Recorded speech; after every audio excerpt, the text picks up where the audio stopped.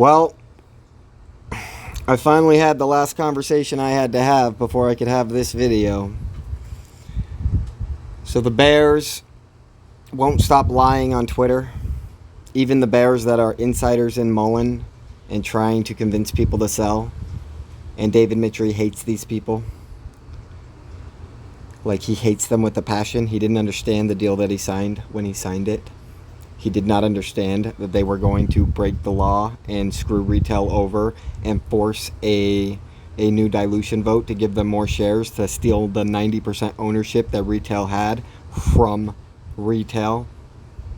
And so after this all happened, I was super angry with David, and I was screaming, and I was filing a lawsuit. I raised $30,000 from 40 different people who had over $2.5 million in losses in MULN. And I sent a cease and desist, and they responded back that they wanted to sue me, and I never gave a real update after that.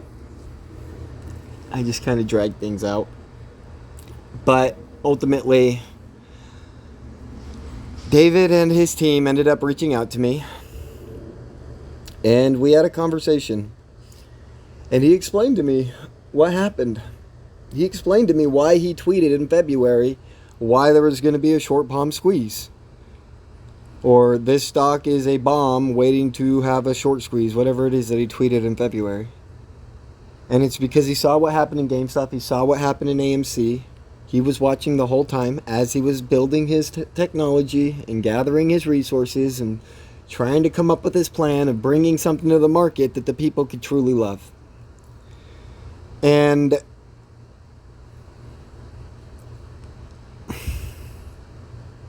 he didn't want to destroy the stock market, and he doesn't want to go to jail, is the best way I can say it. We're all imperfect. We've all done things where if we get our past dug into, like, we're all sinners, we're all guilty, and with the right jury, everyone's guilty, for sure. And unfortunately, David did have a little too much fun in his life at a young age. And because of this, he didn't feel confident being able to go and expose the crime that's happening inside his own company, even though he hates every fucking second of it. And when he told me this and he came clean, how can I hate him? So I walk away from the freaking lawsuit, and I tell my people in my Discord who were really following me back then in July. I don't know if I said it in August or if it was in November, October. Like, it was pretty early though. It was probably August. It was like 80 cents. And I told people that they should buy puts. What I said is I still have a sliver of hope that before the first 500 million are diluted, it will squeeze, or right as they're all diluted, it will squeeze, and then they will use the other 7 or 1.25 billion shares they gave themselves to withhold the squeeze and stop it from being a MOAS. And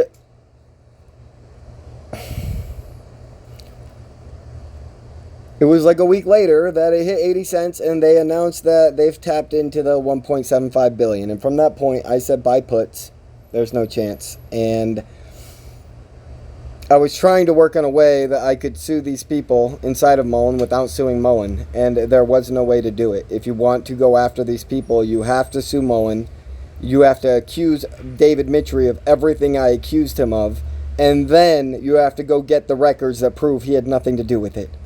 And it just didn't feel like the right thing to do. So I start working on other projects. I start just focusing on the Bible. I start trying to join other churches.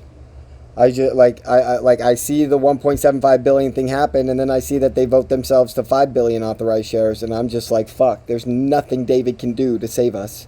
Like, we're fucking dead, because they can do this forever, perpetually. And it wasn't until June, like, I saw talking to David for a minute, and it wasn't until June that he reached back out, and he told me that we were in this situation. We've already done the first reverse split. The 3.7 billion shares that retail owned was reduced down to 150 million shares, and that they're the same people that have owned all the shares before now currently own 2.3 billion shares after exercising their 100 million warrants. All this motherfucking bullshit he's coming and he's almost fucking crying. And he tells me that if, like, he doesn't know what's going to happen, he knows his company's great, he knows that he can help this world, but that if his company gets delisted through all this garbage that's happening, through all this manipulation that he can't even speak up about because they have a freaking gun to his head, he said that if he gets delisted, that he's going to give up on his dream. This is like 2 or 3 months ago. And I decided I will lay my life on the line, and I will lay your life on the line, and I will freaking come, and I will pump, and I will do it just like I did AMC. I mean, I could have gone live, but it feels like this was the better way. It feels like the way that it went was the way it needed to go. Anyways, we get to this point where he hires the Christian Attar lawyer back in June. He gets the battery tested back in June by upstate New York. We already got the results on that. I'm not going to tell that today. If this doesn't squeeze this week, I'll share that on Monday. But what we need, we have. And so you understand why I came back in June. You understand maybe why I was more aggressive than normal people might be.